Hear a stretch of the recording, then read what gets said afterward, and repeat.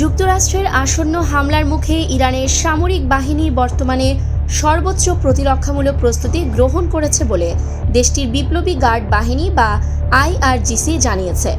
দেশে যে কোনো ধরনের আগ্রাসনের মুখোমুখি হওয়ার জন্য ইরান প্রস্তুত রয়েছে বলে আইআরজিসির বিমান বাহিনীর কমান্ডার জানিয়েছেন। বুধবার ইরানের রাষ্ট্রায়ত্ত বার্তা সংস্থা ফার্স নিউজের এক প্রতিবেদনে এই তথ্য জানানো হয়েছে। এতে বলা হয়েছে, আইআরজিসির বিমান বাহিনীর কমান্ডার সর্দার মুসাভি বলেছেন, ইরানের সামরিক বাহিনী বর্তমানে সর্বোচ্চ প্রতিরক্ষামূলক প্রস্তুতিতে রয়েছে এবং যে কোনো আগ্রাসনের মুখোমুখি হতে প্রস্তুত। তিনি বলেছেন, ইসরায়েলের সঙ্গে গত জুনের 12 দিনের যুদ্ধের আগের সময়ের তুলনায় বর্তমানে ক্ষেপণাস্ত্রের মজুদ বৃদ্ধি করা হয়েছে। ওই সময় যে ক্ষয়ক্ষতি হয়েছিল তা মেরামত করা হয়েছে। ফলে আমাদের বাহিনী বর্তমানে সর্বোচ্চ প্রস্তুত অবস্থায় রয়েছে।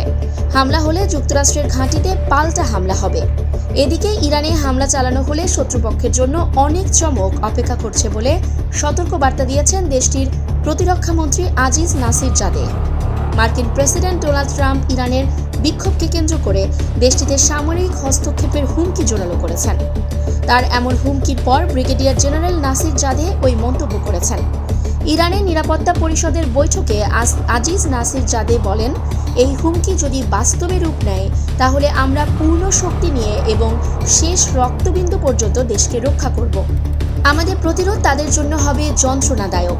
মার্কিন আঞ্চলিক মিত্রদের সতর্ক করে দিয়ে তিনি বলেন, ইরানের বিরুদ্ধে যে কোনো ধরনের হামলায় যারা সহায়তা করবে তাদের বৈধ লক্ষ্যবস্তুতে পরিণত করবে তেহরান।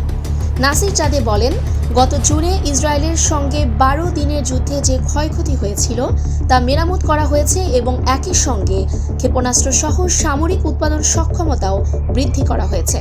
হামলার আশঙ্কা বাড়ায় ইরান যুক্তরাষ্ট্রের যোগাযোগ বন্ধ।